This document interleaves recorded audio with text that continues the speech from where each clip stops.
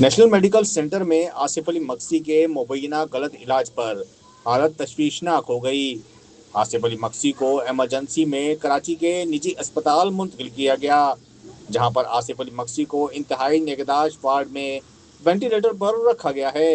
اس حوالے سے آصف علی مکسی کے بھائی ٹھیکیدار علی مکسی، عبد المجید مکسی، حاجی مکسی، سکندر مکسی، پنل خان مکسی، محمد عرس مکسی، عبد الغنی مکسی اور مشتاق مکسی سمیت مکسی برادری کے سینکڑوں افراد اب پریس کلب پہنچ گئے، جہاں پر نیشنل میڈیکل سینٹر کے ڈاکٹر جی لال کے خلاف احتجاجی مظاہرہ کیا۔ مظاہرین نے آصف مکسی کو انصاف دو، قاتل کلینک کو بند کرو کے نعرے لگائے۔ اس موقع پر ٹھیکیدار علی مکسی اور پنل خان مکسی نے موقف اختیار کیا کہ آصف علی مکسی کو بخار تھا۔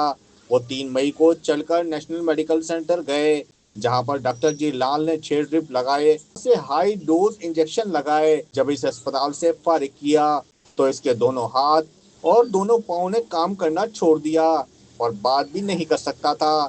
پھر اسے ہم ایمرجنسی میں کراچی کے نجی اسپتال لے گئے۔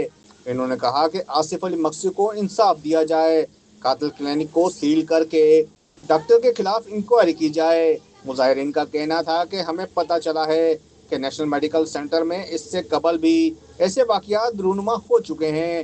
یہاں انہوں نے وزیر اعلیٰ بلوچستان، صوبائی وزیر صحت، secretary health, commissioner Kalat, deputy commissioner Hub اور اسسٹنٹ کمشنر ہب سے پرزور مطالبہ کیا کہ نیشنل میڈیکل سینٹر کو سیل کر کے انسانی جانوں سے کھیلنے والے ڈاکٹر جی لال کے خلاف انکوائری کریں، تاکہ ہب میں آئندہ اس طرح کا کوئی اور واقعہ رونما نہ ہو سکے۔